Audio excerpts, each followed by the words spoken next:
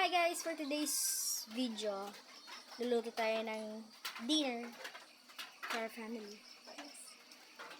At eto yung lulutuin natin guys. Una yung talong. At ito yung mga sangkap niya. Okay? So ayan guys, nagpapakulo na ako ng mantika. Para igisa natin yung bawang, sibuyas at saka yung red bell pepper natin. So, antayin natin niyang uminit. So, yan guys.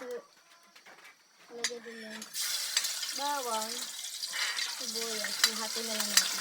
Aray ko po. Yan.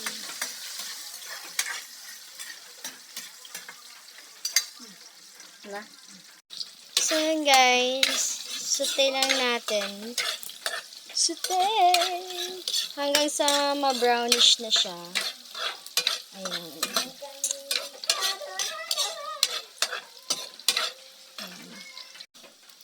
So, yan guys, lagay natin yung talong natin. Tapos, haluin lang natin siya guys.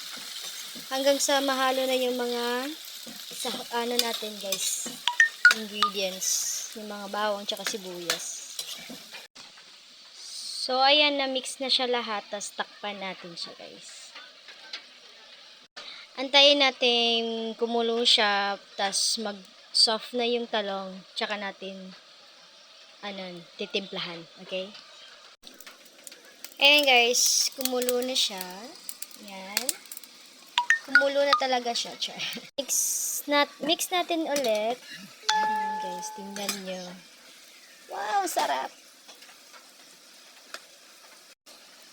Takpan ulit guys, konting lambot pa. Konting minutes pa.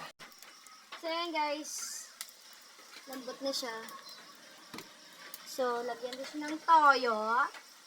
Konting tuyo lang po. Ayan. Toyo.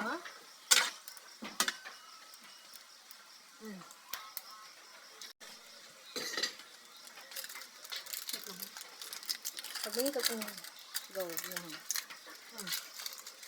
Lagyan natin siya ng pampalasa.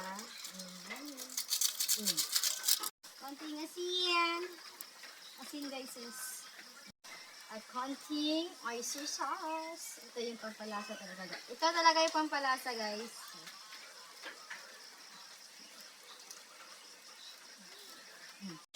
Haluin lang guys. Halo-halo. Halo-halo lang. Haluin lang siya na mabuti. Ganyan. Ganun na yun guys. Yan. So juicy.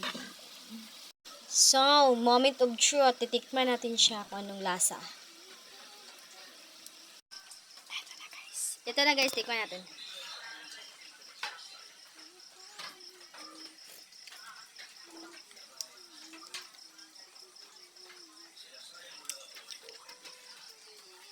Okay na. Goods! Sarap-sarap! So, naluto na rin yung talong natin, guys. Happy dinner, everyone!